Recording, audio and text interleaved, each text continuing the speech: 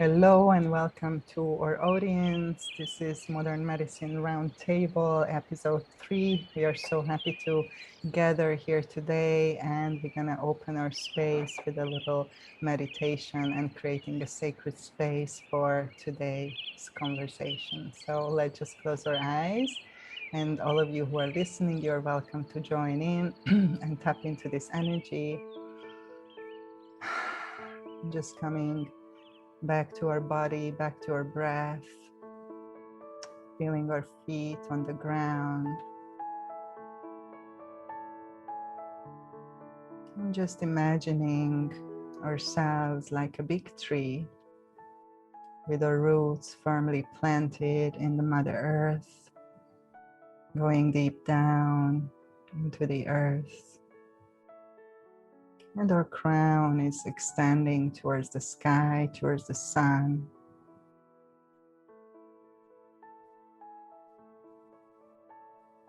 And in the center is our heart.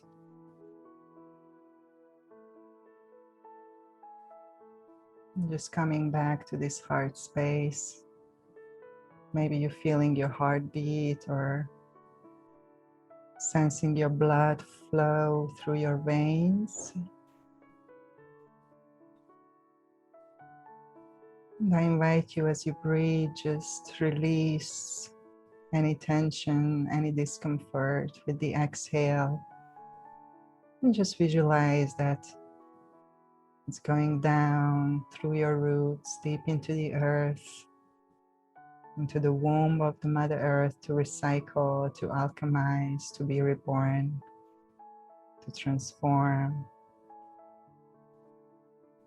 And as we inhale, we are receiving the power of the Mother Earth, nurturing, nourishment, unconditional love into our hearts.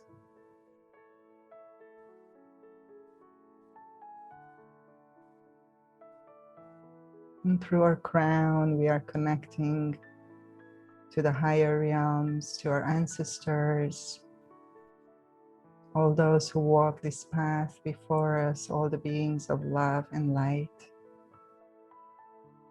Inviting our higher selves to be present in this space.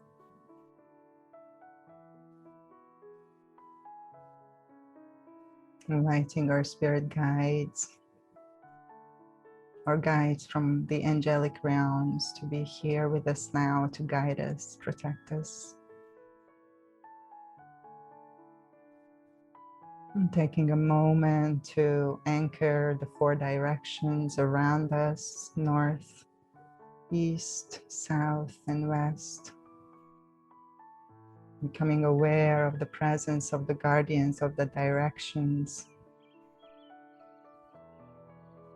the representatives of the 4 elements of earth, air, fire, water,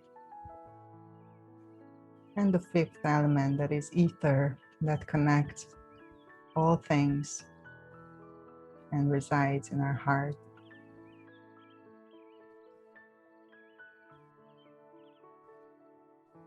And just feeling into our heart space, into that pure place of original innocence and unconditional love. And just imagining a rainbow colored light shooting from our hearts into all directions, connecting us with all hearts of love and light.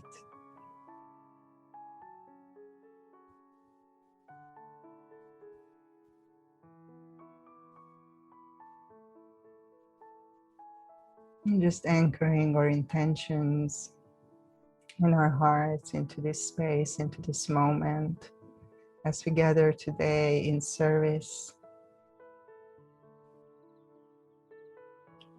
to provide information, insight, support to all those who are looking at this moment to expand their awareness and to remember who they truly are.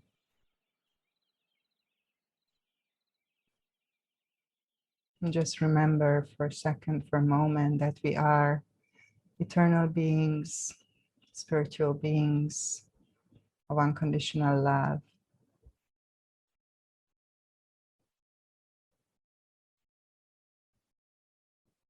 And we are here to express and embody that love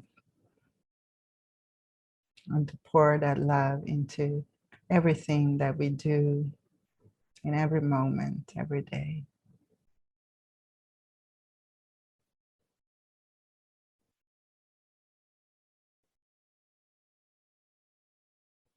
And we are here together to walk this path of the one heart and one unity consciousness.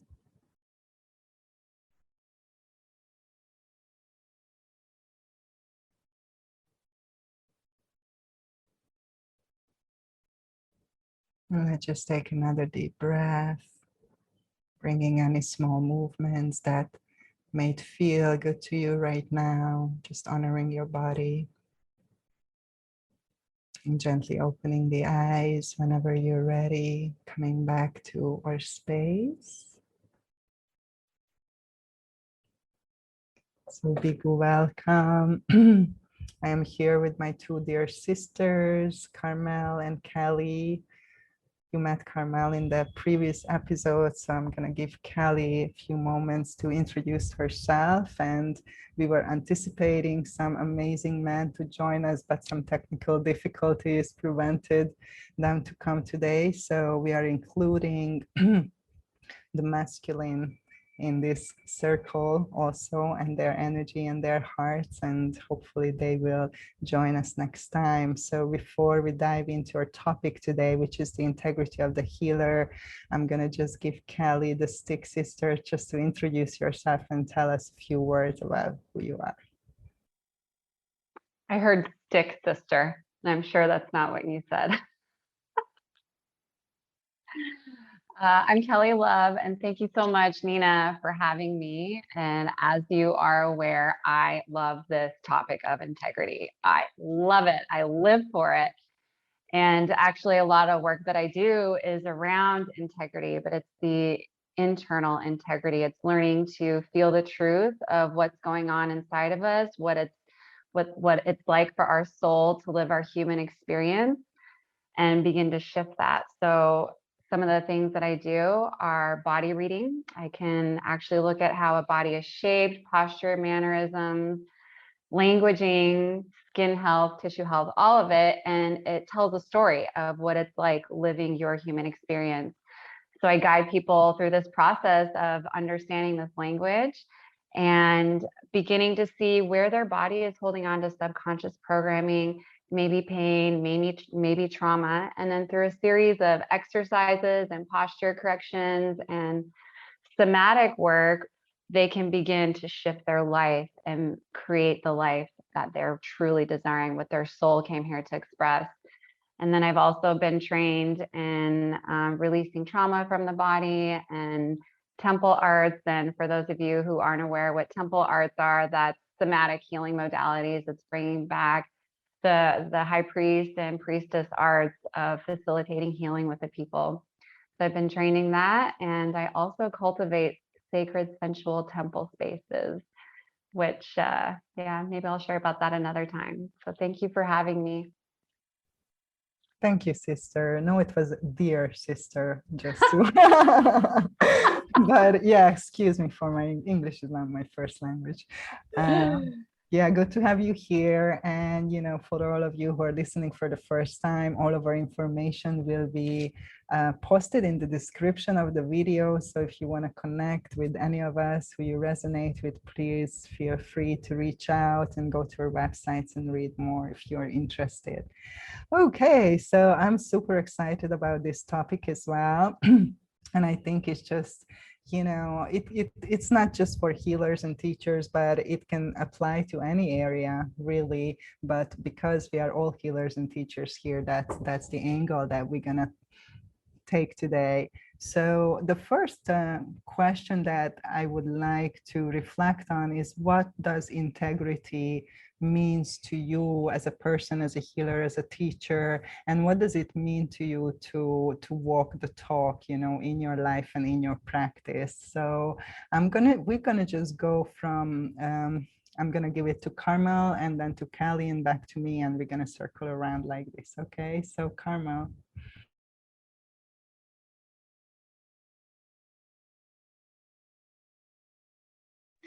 Okay, so hi sisters, hi everybody. So integrity.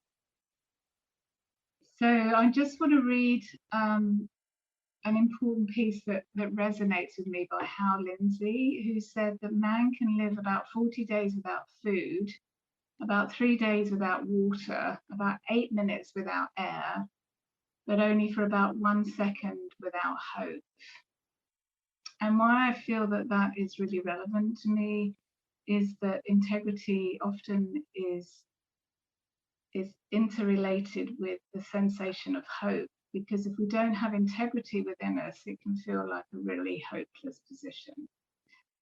So for me, that sense of hope that I bring to myself is what I also take into my therapeutic environment. And when I work with people, if they don't feel that hope within me, it's not going to be that reflection that they pick up within themselves. So in a way, I'm holding that sense of integrity with them to enable them to recognize what they've forgotten or what they've lost for whatever reason, as I've lost it times before in my life, and then have to remember what integrity is for me. So in some ways, I see myself as the holder of hope, and that's a real place of integrity. So it's about creating a sacred space of acceptance and bringing that peace within me that I bring into that symbiotic relationship with the other. And that is such an integral place, because if I don't bring that, then what is there? There is just that emptiness otherwise. So for me, that's one part, is acceptance of my integrity and acceptance of my clients. And that I also hold suspension, so that the space is empty, that is filled with hope. It's that duality, or that it just is that place of what is about to be born. So the suspension of what may or may not come within that space, and allowing just that beautiful holding. So setting boundaries for that space, that sacred space of integrity to grow. And at this point, that's kind of where I'm feeling I want to hold that, like this integrity right now in that space, that openness of space. And if it's okay, I'd like to give the stick now to you, Nina. Thank you. Thank you, sister. Kelly, passing you the stick now. Thank you for that beautiful explanation, viewpoint. Thank you for that. For me, integrity has been quite an interesting journey. So I would say previously, integrity was right and wrong, black and white, sin and not sin. This is how I was raised. And as I've grown and understood more about my body and the world, I feel like integrity is more looking at the truth of what a situation is or what a person is and living from that place. So for me, as somebody that facilitates healing, to be in integrity as a guide means that I am on this evolutionary process myself. I am living the medicine that I'm inviting people to take part of. And I'm also working on the shadows. I'm being honest about what my blind spots are, or calling in the people that are able to reflect to me the blind spots, because they are blind spots, or calling in the empowerment to help me shine light in on the darkness and show me what's there, show me what's hidden from me. And integrity there for me is listening to what the message is from my body or that experience of what is desiring to shift. and actually moving towards that shift. So it's living in the integrity of what my soul came here to express. This is how I can explain it on maybe a more body level of how I experience it with myself and my clients. Thanks, love. Thank you. Thank you. I find it so fascinating, and that's why I love these roundtables, that we are bringing all these different facets together. And, you know, we are all different, but we are all, you know, the same in some way. So it's just beautiful, you know, and I really trust that creating these places in the future will inspire more people, you know, to come together and share without wanting to be right or wrong, as Kelly said, or, you know, insisting to that one viewpoint is the perfect viewpoint and the other viewpoint is not good. I really resonate with what both of you said, and I think for me the first thing that came up when I was reflecting on this is just definitely that walking the talk is just means that I'm doing, you know, what I'm asked people to do as well, you know, so that I am on this healing path and this healing journey, and I'm continuously growing and evolving and, you know, applying my own medicine, so to say, in my life, and have my own experiences. And I think it's so important. I feel that a lot of healers walk this path of the wounded healer, you know, that we ended up as a space holders for others because we were looking for healing for ourselves first, and, you know, gathered all these tools and all this wisdom along the way. And I always wondered, you know, why I had so many challenges in my life. And at some point, I really did think that it is not just or not fair, you know, all these things happening to me. I'm sure you had, you know, similar experiences. But in the end, I can see in retrospect what a gift was all of those challenges and obstacles in my life, because I really feel that that was so needed for me to develop this kind of compassion towards other people, because simply I can just feel, you know, where they are, and I can relate, you know, to people who are going through a difficult time or suffering from something.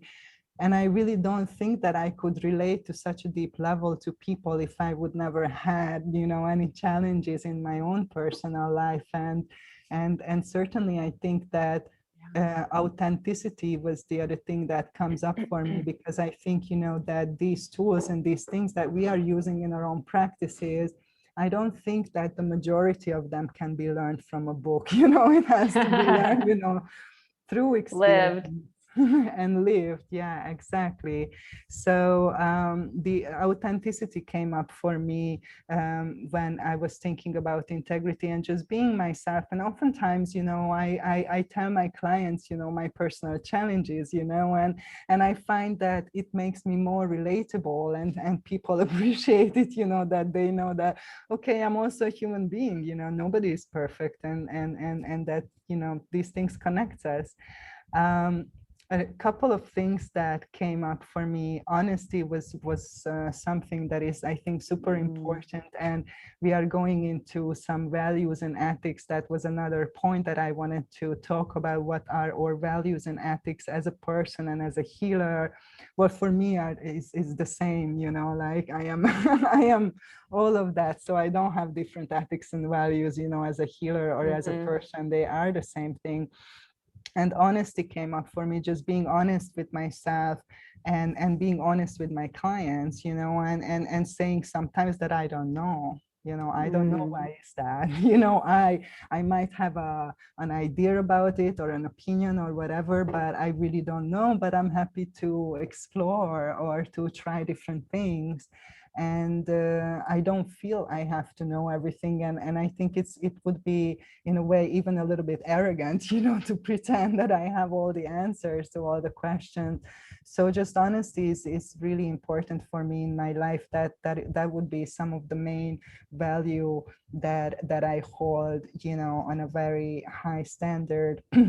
And then respect, you know, respecting myself, respecting other people, love and respect. Obviously, all these things, you know, apply to myself first, and then it's automatically applied to other people. And sometimes that means that I am not the best person to hold space for somebody. And I just had an experience actually a couple of weeks ago when I had a client that we parted ways because I felt that I am not the right person, to have this person, and I didn't want to waste his time or his money, and I didn't feel, in resonance with that person.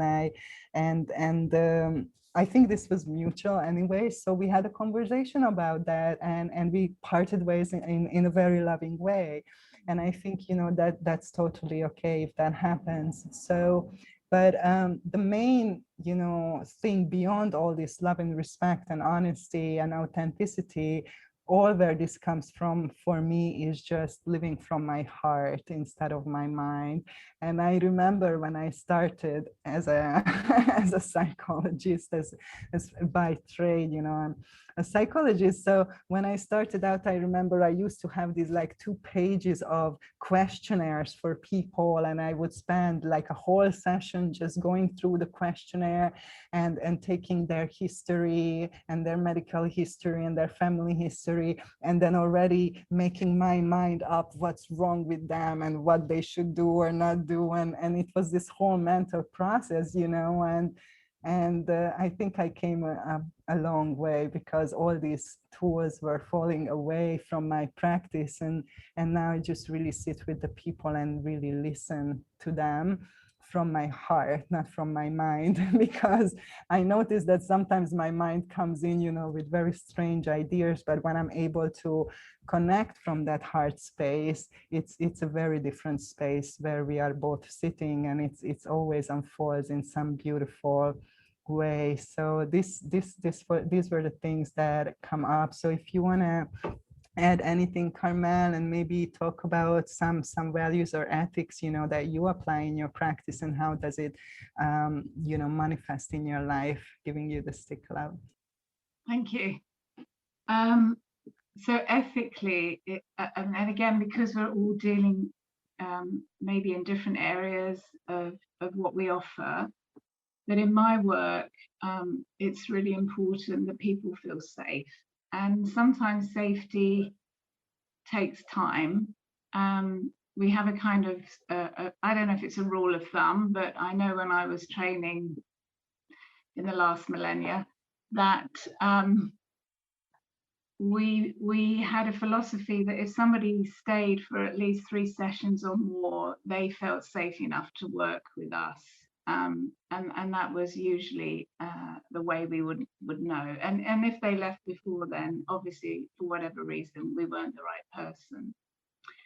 So for me, the first code of ethics really is to create a space of safety where someone, because of whatever we bring into the world and whatever we gain while we're here, invariably it's about, do we feel comfortable, do we feel safe, is what we're about to embark on, does it hold value, and am I going to grow and heal because of whatever I'm investing in. So when people come to me or any of us, it's because they want to change something fundamental, or they want to grow, or they want to evolve, or whatever language, whatever their love language is around whatever they're needing.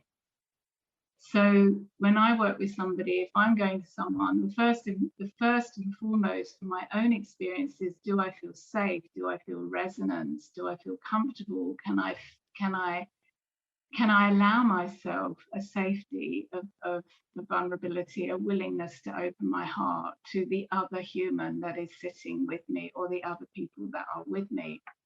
And that really takes such courage, and especially as healers.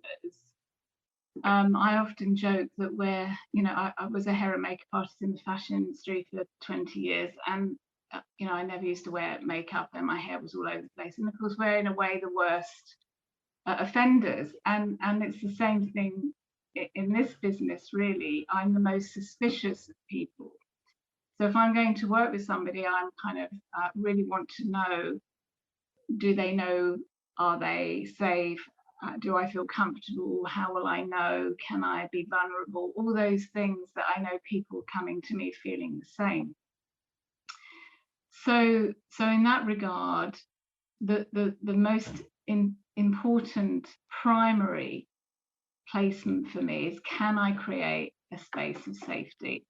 And what does it mean to create a space of safety? I talked about hope earlier, and creating a sense of hope for the person that I may hold for them, because a lot of time I get people who come to me who are written off as hopeless cases. They're the extreme, the most complex of complex, and the labels come, and I invite that we leave the labels and that we meet with love in that really open, naked space, whatever that may mean, not literally, but metaphorically.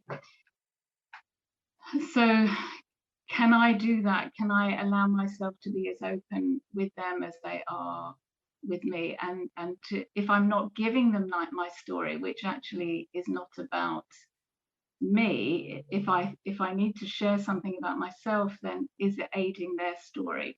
And is it aiding their safety? And is it giving them a sense of safety? So ethically, my main priority is to create a sense of safety. And that is my first and foremost. If I have a kind of pillar, is integral for me, is can I offer, even if it's just felt sense, a sense of integrity through safety, that they are the most important person in my world in that moment, bar none.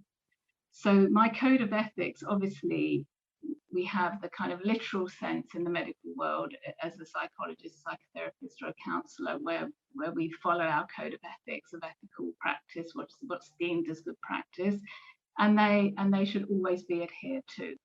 Above and beyond that, my job is to create that huge sense of openness that the person feels comfortable with, congruence, my sense of the ability for someone to feel congruent, that I am congruent, and empathy, of course, is bar none.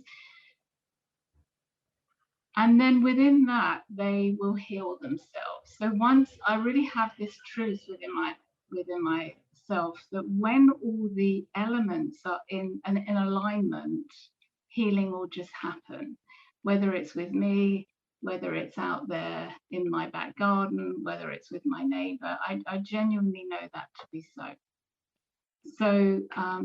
So that's where I feel right now. I want to share and lovingly give the stick back to you or Kelly. Thank you, Carmel. Oh, this is so beautiful. I so resonate with this. And this was the safety, of course, was on my list too. So I'm so happy that you highlighted this, because I truly believe, that in order to heal, we need to open up so we can access, those places where we need the healing to kind of enter.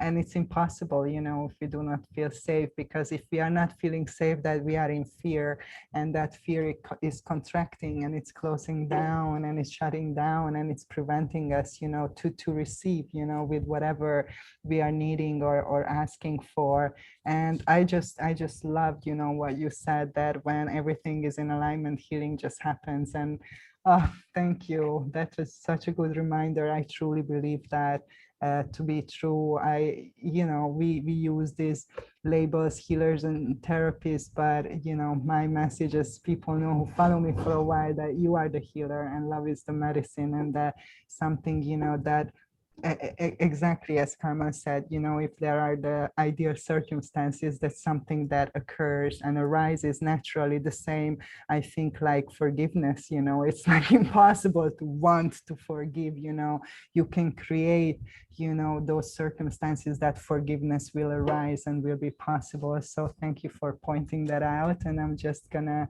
give the chance to Kelly to give her wisdom, add her wisdom, to this topic.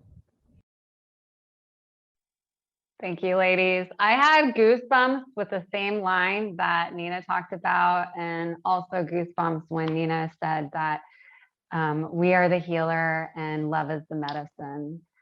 And love has been the most powerful catalyzer of change in my life. And it's why I actually changed my last name to Love, because I wanted to feel the frequency, the resonance of that in me at all times. And it's literally shifted so much about how I show up into this world. And I feel like I'm a more loving person because I'm hearing it all the time.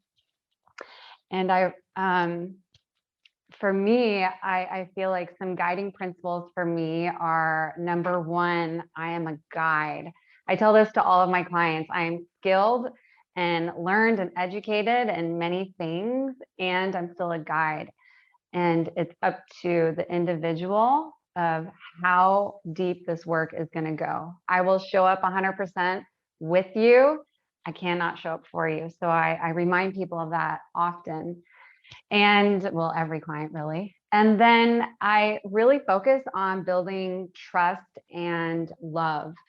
And everything that my business is built around, my modalities are built around, is learning to trust ourselves, number one, and to understand that everything that comes out of us is an act of love. So it's either, you're loving me really well, do more of this, or please love me differently here. And so when I find this really important for people, because we have grown up in a world where there's a lot of polarization, a lot of right and wrong, black and white, and we begin to be afraid of making quote unquote wrong decisions because of the outcomes that may come. And then we, self-flatulate, or what is that word? Flatulate is farting. What's the other word? That's so funny. Well, it's a religious term where we're like hitting ourselves. What is it, Carmel? Self-flagellation. Okay, I was really close. You were flagellation. But I love what you said. It's so perfect, right? Yeah, so many of us are used to beating ourselves up over and over, and this is the antithetical way of actually producing life inside of us. Love is what brings life into people's lives. So part of how I do that is I set a really clear container for my clients. We're always writing a contract together and agreeing together what this container is that we're going into. There's clear consent in every process. So I never surprise my clients with like a somatic experience that they don't understand what they're getting into. I've had experiences in the past where I have been violated through going through an experience like that because I wasn't aware of what we were getting into. And had I been aware, I just trusted, right? And so now what I do for my clients is I give them that opportunity to understand what they're getting into, to clearly consent to it before we go into that, because we're trying to rebuild the trust, right? It's trust with the self, and then trust with me, and then trust with the world. And I also, as tough as this is sometimes, I insist with myself to be truthful in my communication always. Even when it may be something that's a challenge for somebody to hear in the moment, when it's understood in the context of love and shown as, hey, I understand that this is whatever part of you that's trying to love right now. And I'm seeing that this is the outcome of that. And have you thought about doing this instead? So showing, like, again, acknowledging that they are a loving being, that they do desire truth, and maybe they're just a little bit off. So having that truthful communication and having them understand that there's nothing to be afraid of standing in the truth. There's only love me better, or love me like how you're loving me, love me differently, or love me, like how you're loving me. And then I make it a point to be very committed to each one of my clients. So what that looks like for me is putting away the old paradigm of do, and I have to like have as many clients as possible to validate my ego, or to validate my self-esteem, or to make a ton of money. I really do show up integrity with my clients in such a way that I plan it so I have the spaciousness to give them everything that they are signing up for.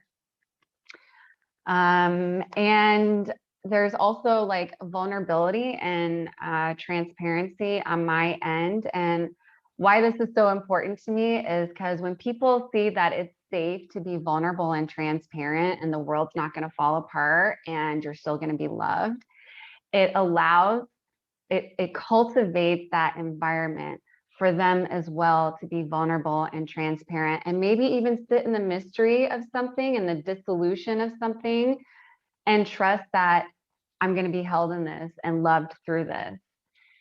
And I would say, like, maybe the last, maybe not the last, there's so much I live by.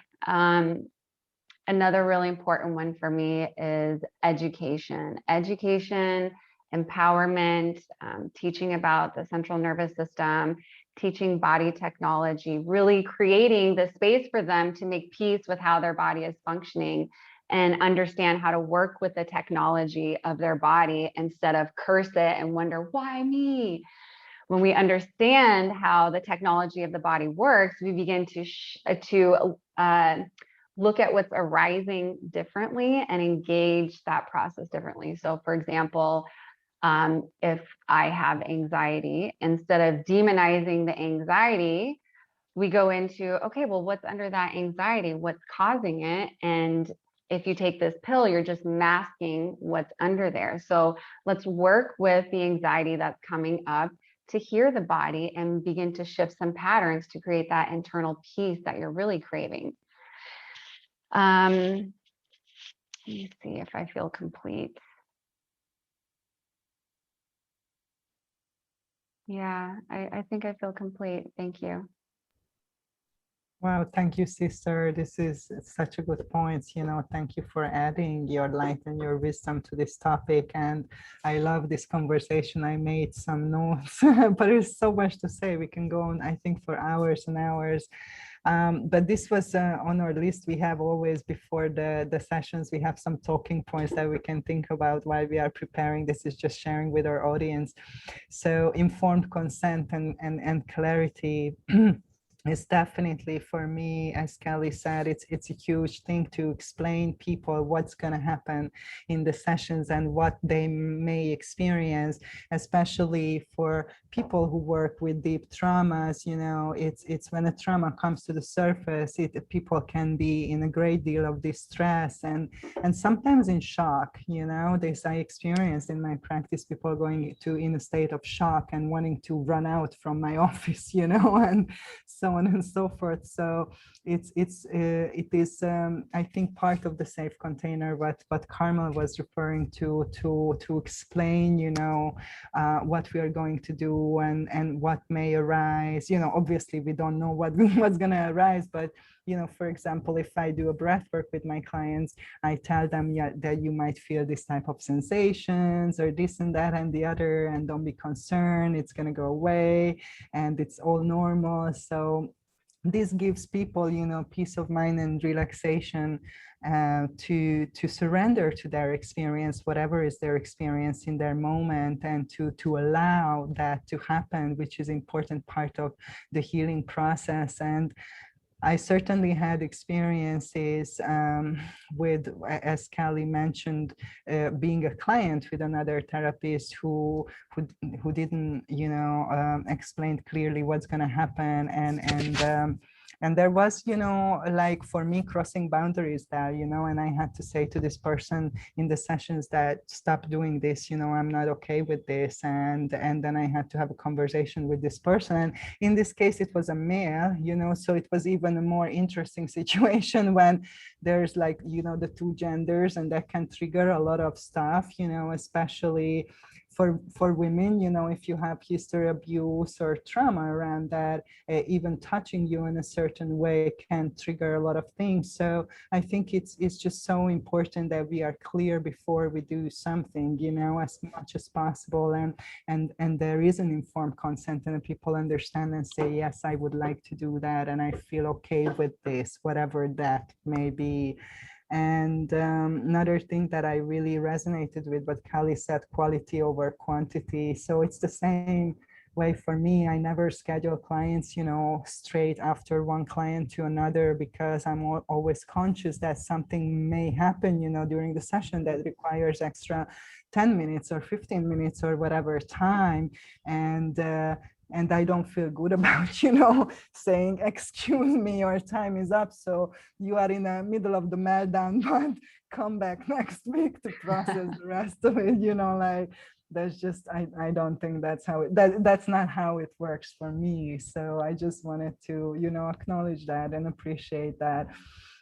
And another important thing that I super resonate with is educating and empowering our clients. And I feel that I'm more of a teacher than a healer. Obviously, we talked about that we can't heal anybody apart from ourselves. Like, we can show a positive example and guide others on this healing journey, but I think it's the education is the most important part. I really feel that I teach people, how to navigate their life, how to navigate intensity, overwhelm, just the stress that comes with life in general, in a more confident way, with more ease and confidence. And that's what it means, empowerment for me. And really my goal is, for the people not to need me, not to need sessions anymore, not to need any substance or any plant medicine or whatever you are working with, because these are only tools, that are helping us to find our way back to ourselves and back to that power, that we all have, and to remember that and to use that power, in every situation. So I just wanted to acknowledge that. And one question that I have for both of you, and I would like to talk a little bit about, and of course you can, just go back to any other topics that we already covered, but this is something that came up for me a couple of times, that what happens, when you work with intense trauma, like I experienced like multiple times in my practice, that, when people are overwhelmed, they are projecting because they cannot hold it. Obviously, they don't understand why things are happening, and they are projecting it to the person normally who triggers, that to come to the surface. So many times this person can be your guide, your therapist. So I'm curious, what are your little tools, and how do you deal with this situation when there is intensity in a therapeutic container and there is like a strong projection, onto the therapist? So I'm going to give the stick to Carmel first, and let's see. So, am I on mute? On mute. Okay, good. Okay. So it's so important what you're saying. So there's a couple of things there that you said, Nina, that for me, a part of the course of when I take someone on, I like my clients to have psychoeducation. I like them to know what they're signing up for, why they're signing up for it. Mm-hmm. So there's part of the responsibility already happening in the initial communication between the two of us. So with EMDR, because it's so specifically protocoled, there is a fundamental way that we work, and rightly so. So we follow a specific protocol to keep the client as safe as possible. They're educated beforehand, as much as one can, as long as somebody doesn't have complex psychosis. There's no reason why I shouldn't be able to work with anyone with complex trauma, and have spent many years working with extreme trauma and complex trauma. So sometimes people do have an abreaction in processing, and that will be part of the processing. So as long as we are aware that sometimes memories are hidden, they're dissociated from, they are suppressed sufficiently, we don't know at any given moment what may or may not surface. Mm-hmm. So we are both made very mindful of that before the work begins. That, of course, there are no guarantees, and that something may, and sometimes does, come to the surface that may have been suppressed for 20, 30, 5 years, 2 years, 6 months, who knows. And in my work, that doesn't, how can I say, that is part of the course. that I will come, like we get in a car, driving, always mindful that something may or may not happen. We're always aware. We come to whatever storyline. When we get on an aeroplane, we go through the safety for something that may or may not happen. And it's the same in my work in any healthy therapeutic environment, that part of our experience may or may not happen. And if it does happen, that we're prepared for it. So there's a preparation beforehand, a specific protocol that abreaction may happen. And if it does, we continue processing like we would with any other storyline, whether it's known or unknown. And it's really important for me to hold again that space of safety, that if I'm in a car and I'm a driving instructor and I've got somebody and there's a car coming towards us, that I have the ability to stop the car if they can't. And it's the same in the therapeutic environment, that if I feel for any reason, and invariably I won't stop the car because I know that they are going to be able to stop it. However, if for any reason they can't, then I'm there to stop it for them. So we have a spoken commitment that happens prior to the work, that if something really uncovers, and in my years that has happened, that we just process it like we process anything else, any other storyline that's known or unknown. We just keep working through, holding the space and allowing it and allowing it and allowing it and allowing it until they are no longer triggered by it.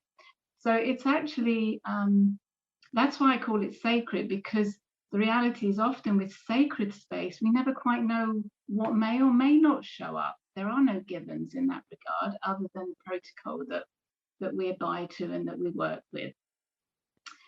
So in that regard, holding the space and always looking at the periphery, always allowing that the person, even though they are in control, you are there with them, making sure that they are safe within that space. And to be fair to them and to myself, that is actually the best that any of us can do. And once they know, whether they know it from a felt sense or whether they know it from a mindfulness, that they are in a safe place and that you can hold that space no matter what shows up, we're good. Whether it's unseen or whether it's seen, whether I'm working with paranormal trauma, whether I'm working with physical trauma, whether it's sexual trauma, it doesn't matter what trauma is. It actually doesn't matter to me. Trauma is trauma. And my goal is to get them out of the tunnel, out of the trauma, into a place of homeostasis. That's my job. And as long as I am committed to that job, we're good. I'd like to now pass the stick over, please. Thank you, sister. This was so beautiful. And yeah, I was thinking, maybe there is some other ways, but that's the way normally I do it as well. When like I work with plant medicine, I work with the ayahuasca that I use, in the therapeutic process. And I explained to people at the very beginning when we signed that agreement, I also have an agreement with people that helps, to establish this container and this safety, that things will get worse before they get better, and you will want to quit, at one point. You're going to hate me probably at one point, and, just telling you in advance. So when we get to that point, I can remind you that it's not personal, that it's not about, me or whatever, but it's just part of the process. So let's just use this, for your healing, for your benefit. And that's normally works very well for me, just to remind people when they are in the intensity, that you remember we talked about it, how this is, part of the healing process. It's okay to feel this way, let's work with this. I only had like 2 clients in my entire practice who left at that point, even though we talked through, even though I did everything the same way that I normally do, and I tried to provide that information before, and still it was just, they were in such a place that they left, and and I took it really personally. I have to confess at the beginning, and I was like, what's wrong with me? I did something wrong, I have to change something, so on and so forth.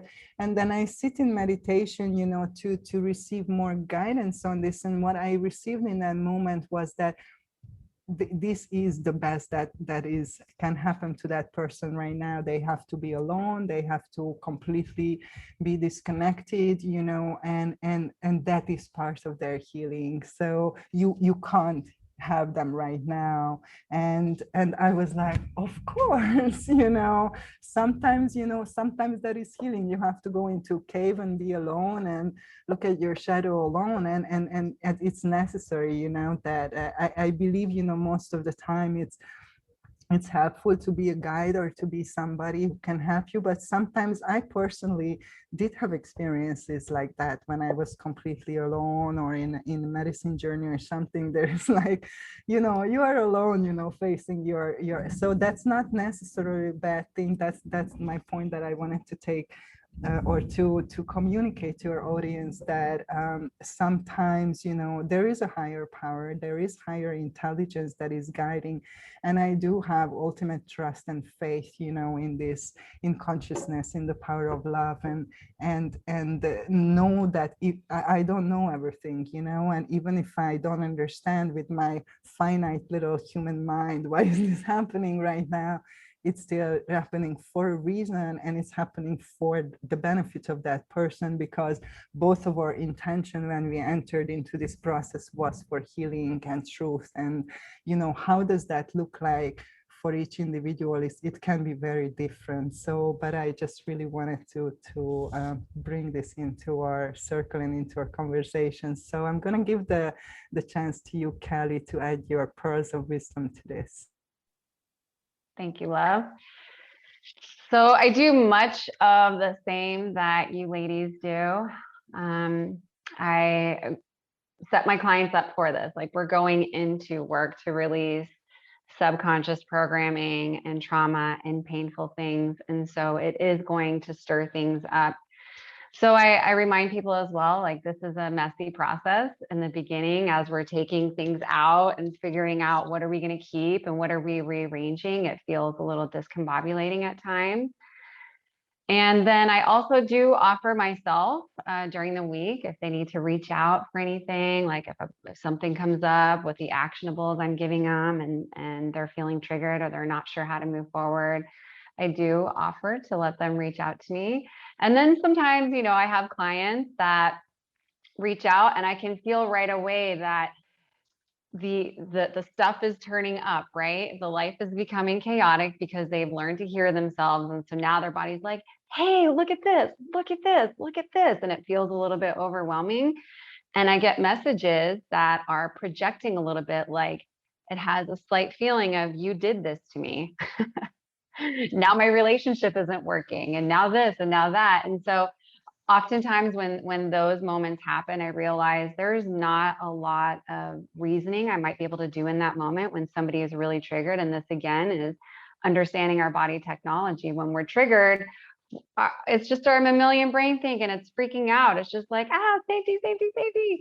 And like our neocortex checks out in a lot of ways. And so I understand, like, they're in the emotion in that moment. And so I give some space to breathe. And then when we reconnect,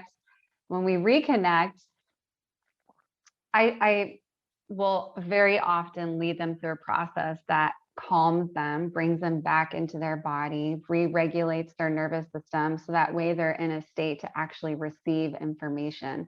Because when our nervous system is all triggered, it's not as open to reason and to actually receiving anything, whether it's information or love. It's like the injured dog, right? You come after the injured dog, and even if you have the best of intentions, if it's not familiar with you, it will bite out. It will bite, right? It will act out. And so it's a little bit different with each client, right? Like feeling into where are they coming to me from. And then also when we do make that initial contact, whether it's in person or on the phone, I hand them back their power and I say, what's coming up? Where is this in your body? Where is this theme in what we've been going through? How are you seeing this manifest in your life? So giving them that opportunity to own their process and not be the victim and realize, wow, I do have some power to shift this situation. And then sometimes there are those people that none of that's going to work and they're not ready, like you said, Nina. And in that moment, it's releasing them lovingly and keeping my arms open if they should choose to come back. So beautiful. Thank you. I really love, that what you mentioned, giving them the chance to own their process and empowering them, and also to use non-verbal tools. We all have these tools. Carmel does EMDR, you use, breath and different body practices, somatic experience, so on and so forth. And I also use breath work. So when my client shows up in like emotionally triggered and super activated, we just start with lay on the table and let's breathe. And once, they move through the emotion, then we can sit and talk more. And as Kelly said, when people are in that trigger, there is no reason, no logic, so it's not the best way to do verbal therapy in that moment, and might not be so effective. So I love that, just bringing in different tools to our practice to assist people, in the moment, regarding what do they need at that moment and what would be the most helpful for them, to move through that moment of intensity or overwhelm or discomfort.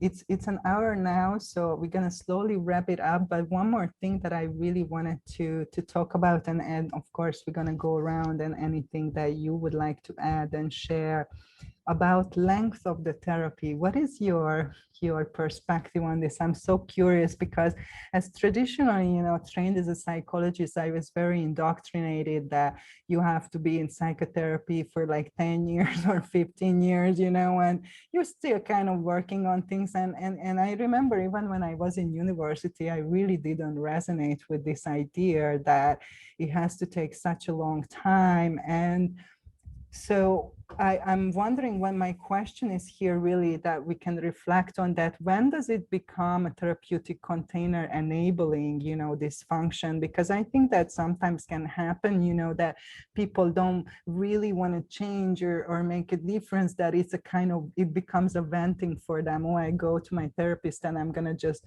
unload, but I'm not going to do much about it. And this kind of just enables, dysfunctional behavior. So what is your perspective on that? Do you have any kind of end line? What do you think? Is there a timeline for, how long therapy should take?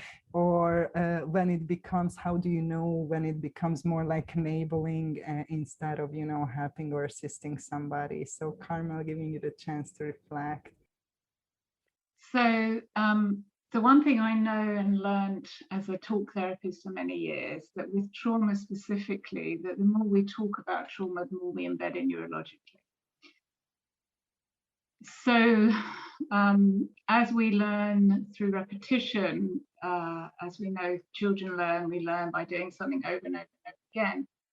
The thing about talk therapy, where it's wonderful, is that it can hold space, it can create that safety container, it can give people the opportunity to have a loving relationship with another that they may not have before.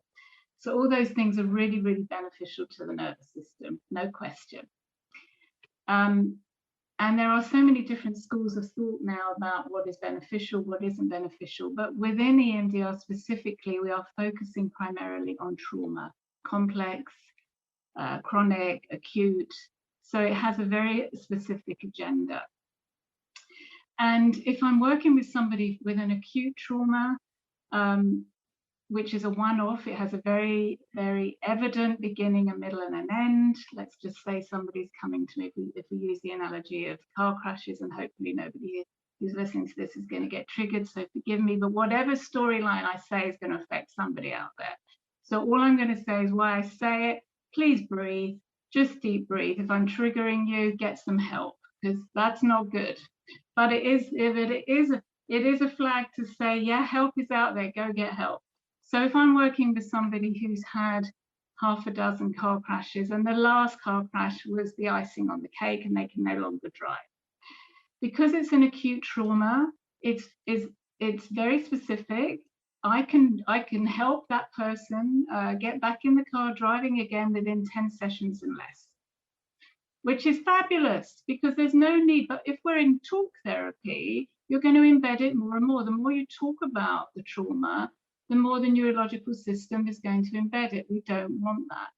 So EMDR is very specific. It has a wonderful research-based practice where we see it. Now we put you in an MRI scan. We get you to think about your worst part of the trauma.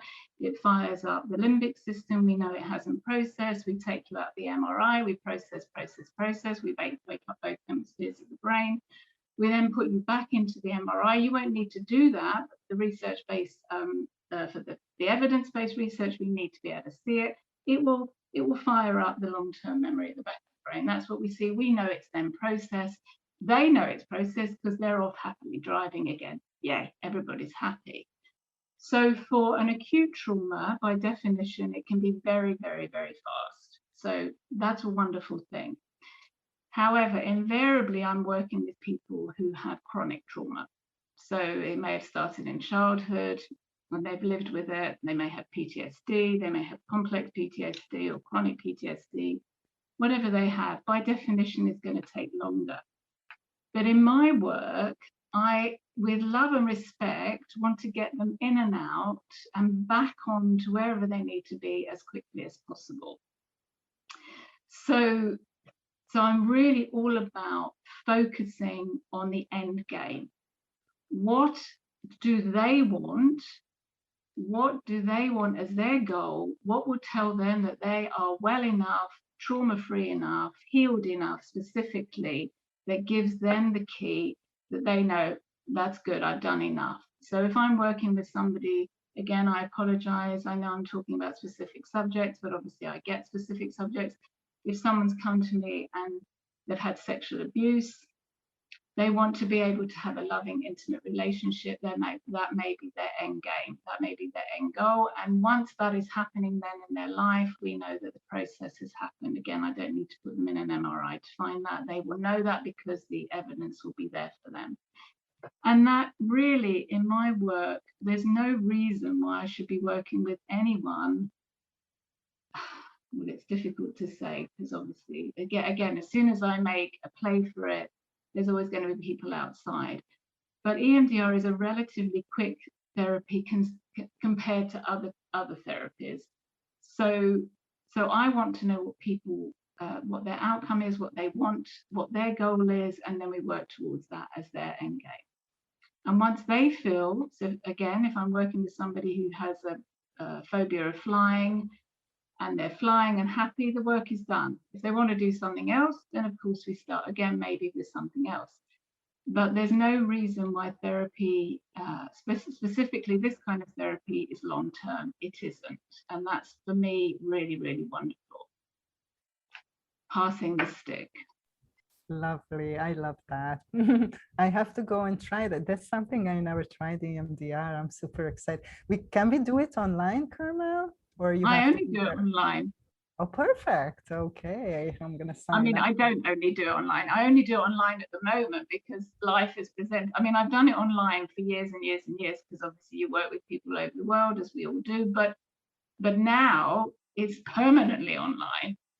Right. So yeah, this online space, gave us, maybe we can also, talk about this a little bit, because I had such a resistance at the beginning, to do sessions online. I was very wired, to do it in person. And, for a big amount of my practice, people did come to me in person. And then, as I got more international, that wasn't an option for everybody. And now with this situation, it's really went, online. And I was so pleasantly surprised, that just the power of intention and energy and connectedness, and that really we are so powerful and so amazing. And because we are energetic beings and everything is energy, we can connect, it through space and time. So this is something truly wonderful. So yeah, thank you for that. Kelly, do you have something to share with us about this? Yes, thank you. So this is a question I get with every single client. How long is it going to take to heal? And for every single person, I say, well, what are we working with and how dedicated are you to your process? Because every person will heal as fast as they are willing to put the work in, right? If you're not going to water your own garden, it's not going to grow. That's just the way it is. We can't depend on all these other people to water us. We must actually water our own garden. So that's the first thing I tell with everybody, because again, I desire that they own their power in this whole process. And it's really a challenge to say, because the work that I do is pretty deep. Like, I'm working with people that are probably at their wit's end. When I do the trauma work, they're at their wit's end and they need something, they're just done, right? So that process is an intensive 2-week process of 6 4-hour sessions. So it's 24 hours of work, and it's broken up over 2 weeks. And then that gives them so much to work with. It's when they go through that healing process, it's learning by doing it. So as they go through it, they're learning how to do these things themselves. There's so many things that they get to go home and practice with as they're integrating the 2 weeks that they did with me.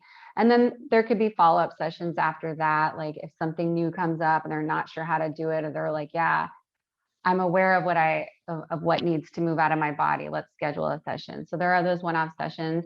And then I also have the 4-week, 6-week, or even longer coaching programs where people are really dedicated to going deep inside of their body and developing that intimate relationship of understanding the language and the nuances, and shifting their body in a nuanced way as well. So even though I've been doing psychosomatic therapy for years now, I still do it. It's a practice. I do it every day, and it becomes this intimate relationship where I'm like, oh, I overextended my thumb. Well, what does that mean? Oh, my feminine will. I'm overextending my feminine will. Well, how am I doing that in my life?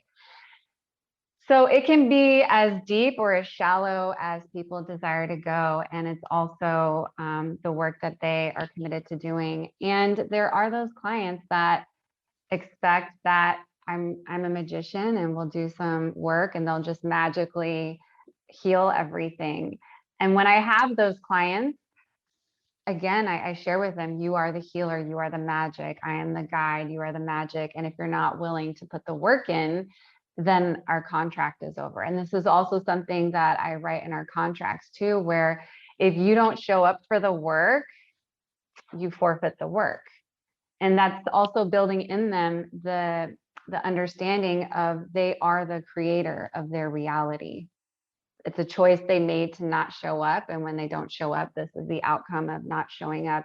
That's part of building the consistency with clients too, because a lot of people, when they come and they want to do this healing work, they haven't had a lot of structure in the past. So you bring that structure, and already the subconscious is freaking out like, oh my God, we're going to be changing programs. Wait, we've been living this long. We don't want to change our program. So you have that going on. And then also the hard work, like, who likes to go to the gym when we're overweight, right? It sucks. It's painful. And the only way to lose the weight and become healthy is to keep going to the gym. So yeah, it's hard to put a timeline on healing. And I also agree with Carmel that the talk therapy is very limited. I did talk therapy for a while before I started this healing journey, and it helped me normalize why I was the way I was. And it also didn't give me the power to actually shift anything. And I remember I would go into my therapy sessions. This is how I would love clients to show up with me, putting this out there. I would go to my therapy sessions and be like, hey, I'm reading this new book and it's talking about this therapy. Do you have friends that you could call? Could we try this? Do you have other therapist friends? Like, so this, it's a co-creative process, and it's, how dedicated are you? I love that. I totally so resonate with that. I always say that, to my clients, that you get out what you put in, especially with this plant medicine. Is just so true. And I think, that our point is here really just to communicate to our audience that therapy doesn't need to last for years and years and years. That can be actually more like enabling a dysfunction than actually healing. So, how well a therapist work for you, or the therapist you are working with, you can measure, that with based on everything that we were talking about. Do you feel safe in that container? That can you open up? And do you have like informed consent? Do you feel clear about why are you there? What's going to happen? What is the outline, so on and so forth. But I think, the biggest measure is how well something is working, of how much your life is changing. So if you are in therapy for 5 years, and no matter what kind of therapy, and you still have the same problem, maybe it's not the right person or not the right tool to help you or to assist you. Because I think, what we're trying to communicate here, this is really not necessary. If you are committed, if you are willing to do the work, whatever that work is, it can be shown up on the sessions, it can be doing different practices that you are required to do, then it changes will happen, like almost immediately in your life. Some things will shift and change, and you're going to feel that, and you're going to feel different, you're going to feel better, your relationships will improve, so on and so forth. So you can measure that, how well things are working for you. And just to emphasize, the other point is that you are your own healer, so you need to put in some effort, and to expect from any kind of therapist or modality that it will do all the work for you is simply a wishful thinking, because it's like you need to participate in this process. At least that is my experience, that is my perspective. And I do work with people a little bit longer. My program is one year long with this specific medicine, with the ayahuasca, but that is a complete like a changeover of your life. It's really like all my clients who did this program, their primary relationships changed, they moved location, they changed their job, so it was like fundamental changes in their life. And all these people, as Carmen referred as well, these were like hopeless cases. They were like, oh, I tried everything for years and years, coming from one place to another, and nothing helped me. And my experience is that this particular plant medicine has a way of, working with people and going this full round around the medicine wheel that we are doing. Is this passing through this death and rebirth process is kind of takes a little bit longer time. Well, it's relative what is long, right? If you suffered for 50 years and now within 1 year you can totally like change that, I think it's not a long time, but if you compare it to like a 10-week program or something, that you can say maybe it's a little bit longer. But I also find that, from people who want what Kelly mentioned, that I get calls and ask, will one session help me? And I'm like, not much, like, what are you expecting? Like, there is a lot there to release and to process. So the minimum amount of sessions I do is 6, like people have to commit to at least 6 sessions so they get an idea, and they experience some change, during that 6 weeks. I do have this experience that people experience some measurable change that they can feel, and it's tangible in their life. And so again, going to the extreme of being in therapy for many years and nothing is changing, or to to expect, that within 1 or 2 sessions, everything will be fixed. So somewhere the golden middle is the in between, right? Depending on the person, and as Carmen said, what kind of trauma or issues they are dealing with. And when people ask me, that if one session will help me, I always say that, if you would release all the trauma that you are holding within 24 hours, you would go insane. You would probably break down mentally and emotionally. You won't be able to handle. And I know that from my experience of going through my shadow work and my trauma. And if I just imagine that all that thing would have happened, in 24 hours, I don't think I could have handled it. I think it would have just re-traumatized me, to a deeper level. So there is this infinite intelligence, I think, consciousness or your soul or higher self, whatever you want to call it, God, that knows, whatever we are ready for. And there is like a step-by-step process, to go to really to the root of the problem and just uproot it there. So such a good conversation, and probably we will continue, with this topic because there is so much to say, and I hope that we could give people who are looking for safe places, to hear some kind of insight, what are some of the considerations that they can think about when they choose a place or a person or a modality. This is why we are here. This is why we're doing this conversation, and also to inspire, obviously, all the healers and teachers to embody, this integrity that we are talking about. So before we wrap it up for today, do you have any kind of message that you want to put out to the world? It doesn't necessarily has to be around this topic, but anything that you feel passionate about or you would like to communicate. Let's give some space to that. So Carmel, giving you the stick, love. Thank you, Nina.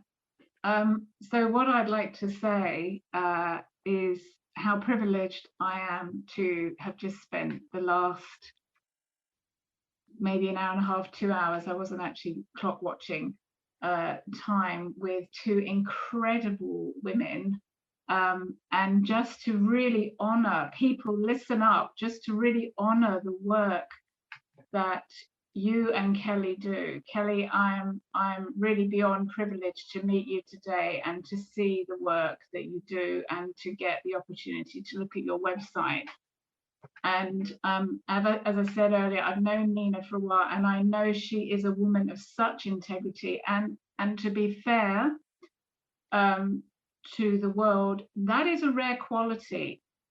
That is a rare quality. We talk about integrity like it's something that is natural. It isn't always natural. It's something that needs to be looked at, in my experience, every second of every day that I'm working. Am I in integrity in this moment? Is what I'm saying filled with integrity? And right now, my heart is about as big as this room plus, because the integrity that I witnessed this afternoon with the two women that I was blessed to share this space with, I just want to say that we may do three very, very different modalities, and I would feel very, very safe to work with either of you. And in fairness, I don't find myself saying that very often.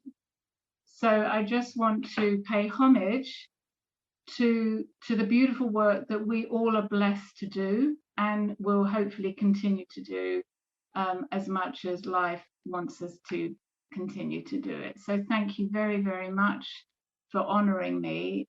Nina, I love you. You're an extraordinary human being. Just keep doing whatever it is you're doing, because you're a shining light in this world. And Kelly, I would love to know more about your work. It looks amazing. And I love the fact that you have added love to your name. No wonder you love that. Love in the love. Thank you so, so much. Thank you, sister. No comment on that. I'm just receiving. Kelly, love. I'm also going to receive all of that. Thank you, thank you, thank you. That feels really good. And it actually does feel really good to be in the presence of two women who embody integrity and are so passionate about bringing integrity into this world right now.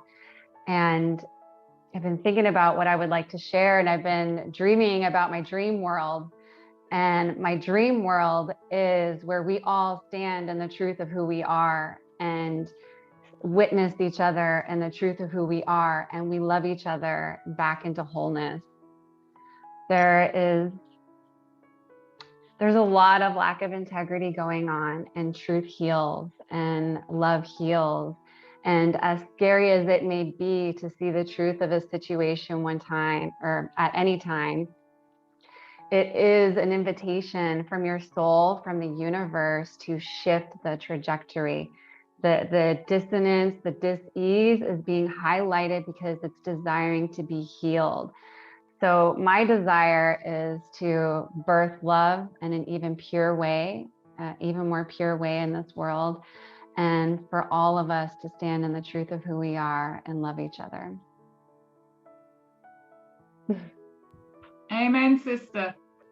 Aho. Aho for that. It's so wonderful. Yeah, just so much gratitude and love. I'm so blessed, to know both of you and to have just creating these spaces when we can gather and share and be in service. I'm just really, really so grateful and blessed in my life. And I needed this today. Definitely, I had a little bit intense week. So I feel so uplifted just by sharing this space with both of you and having this awesome conversation. And yeah, I just want to connect to what both of you were saying. To imagine a world, where we can all show up in our best, in our most highest self, and treat each other and treat ourselves, with that love and respect and integrity. And then once we are able to do that, it's I think automatically we treat each other like that, we treat other people like that. And just to remember for our audience that you are the healer and love is the medicine, and that's the most powerful force, that I ever came across, that goes beyond all technology and all plants and all everything. Is really the power of love. And I'm really happy and grateful, to be in service to this love. And I think that is what our world is needing so much right now, just pouring this love into our relationships, into our everyday, into every moment, and more is yet to come. So I encourage all of our listeners and viewers, go to the description. We're going to include all of our websites and offerings. So if you resonate with what we're talking about here, please feel free to connect with us, and also subscribe to my YouTube channel, Healing and Awakening with Nina Itzel, so you can receive all the new episodes about this roundtable. We gather each month or every 6 weeks around with a new topic.